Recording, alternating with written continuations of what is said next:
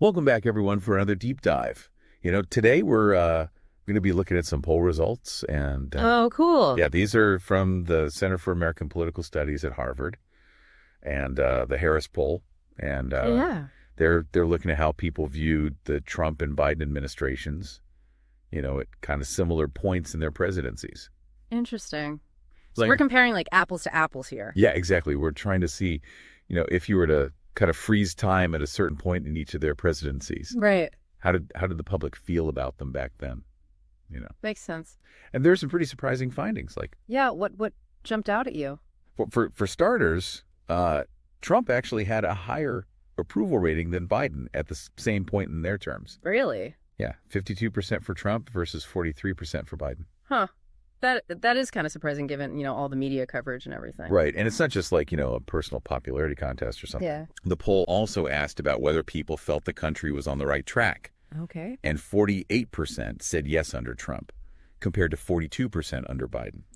Interesting. So it's like it points to a broader sentiment, Yeah. maybe a sense of optimism or, just feeling like things were moving in the right direction. Like a general mood about the country. Exactly. It'd be interesting to dig into, what factors might have contributed to that difference in perception. Totally. And we're going to get into that. So, when we start breaking things down by specific issues, like the economy, immigration, foreign affairs, even just like the nuts and bolts of government administration. Okay.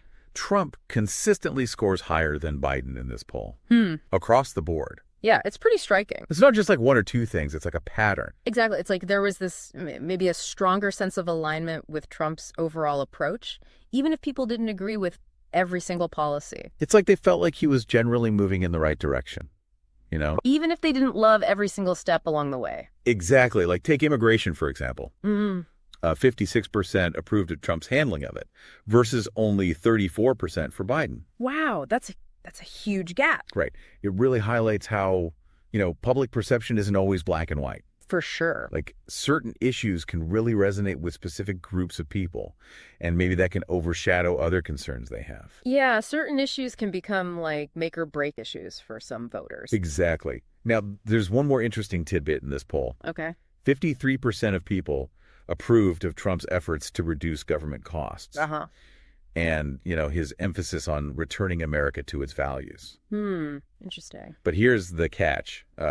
We don't have comparable data for Biden on these specific points. Oh, so it's hard to make a direct comparison. Yeah, exactly. It's like we're missing half the puzzle. Right. We can't say for sure if this was like a unique appeal of Trump's approach. Right. Or if it's a broader sentiment that Biden might have also tapped into. Yeah. It's a good question, though. It is. Like, why are these themes of smaller government traditional values, why are they so powerful for a lot of voters? Right. What is it about those ideas that resonate so strongly? We're going to have to keep that in mind as we dig into the rest of this data. We will, because those underlying motivations are really important to understand. They are. It's not just about the numbers themselves. Right. It's about the anxieties and the aspirations behind them. Exactly. That's what gives the numbers meaning. So we've talked about approval ratings, overall and on specific issues. Yeah. But this poll also looked at what voters were most worried about back then. Okay. And it's really interesting, especially given what we just talked about. I'm all ears.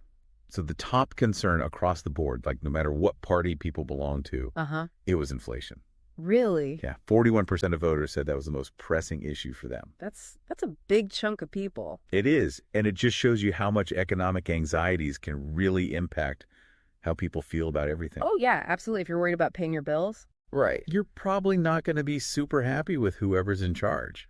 Makes sense. Like economic stability is kind of a basic need, Totally. And when people feel like that's threatened, they start looking for solutions.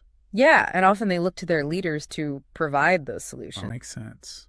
But here's where it gets really fascinating. Okay. Along with inflation, the poll also highlighted some other key issues that were on people's minds. Like what? Immigration, restoring American values, and crime. Sound familiar? Right. Those were some of the very areas where we saw Trump getting higher approval ratings than Biden. It's like those anxieties were directly shaping how people viewed the two presidents. Exactly. It's like if you were really worried about immigration, you might be more inclined to support a president who you saw as being tougher on border security. Right. Or if you felt like traditional values were under attack. Yeah.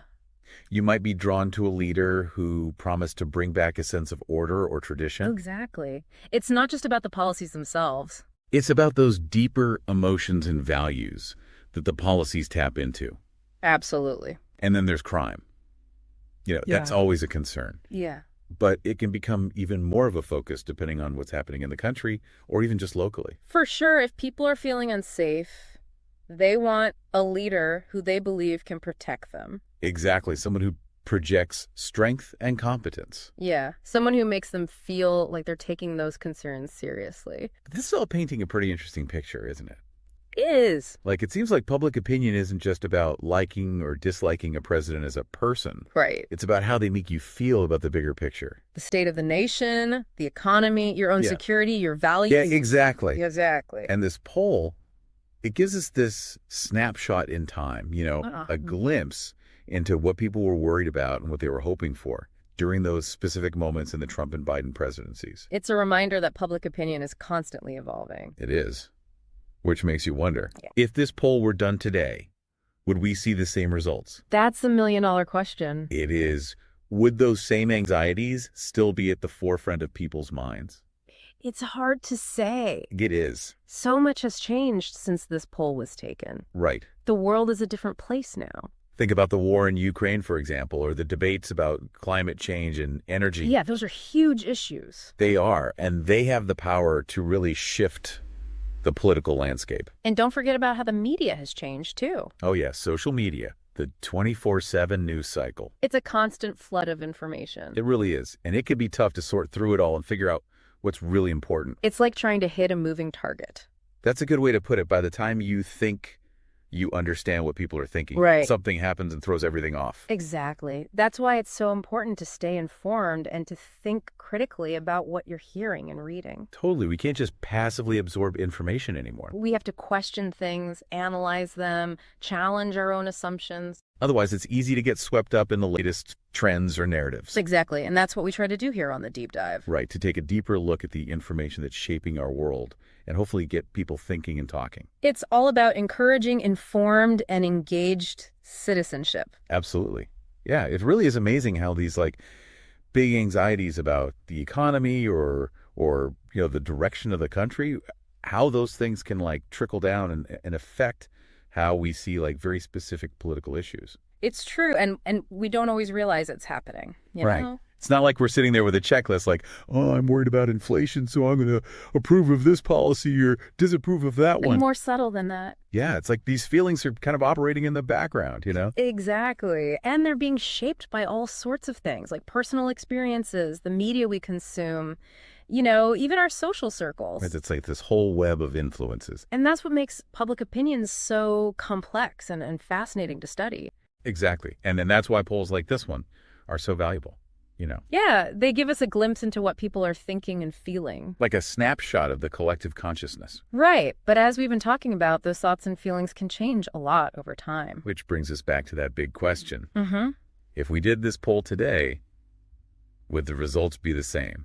It's tough to say for sure. I mean, so much has happened since this poll was taken. Right. The world is a different place. We've had major economic shifts, global crises. The news cycle is relentless. Think about the war in Ukraine, for example, Yeah. or the debates about climate change and energy policy. Yeah, those are huge issues with the potential to really reshape how people view the world. And how about the way we consume information now with social media and the 24/7 news cycle? It's a completely different landscape than it was even a few years ago. It's like trying to pin down a moving target. Exactly. Public opinion is constantly evolving. So how do we even begin to make sense of it all? Well, I think the key is to stay informed, but also to be really critical of the information we're taking in. Right. We can't just accept everything we hear or read at face value. We have to question things, analyze them, and be willing to challenge our own assumptions. Otherwise, it's easy to get caught up in the latest trends or narratives, without really thinking for ourselves. Exactly. And that's really what we're all about here on the Deep Dive. Right. To encourage people to think critically about the world around them. And to have those tough conversations that help us understand each other better.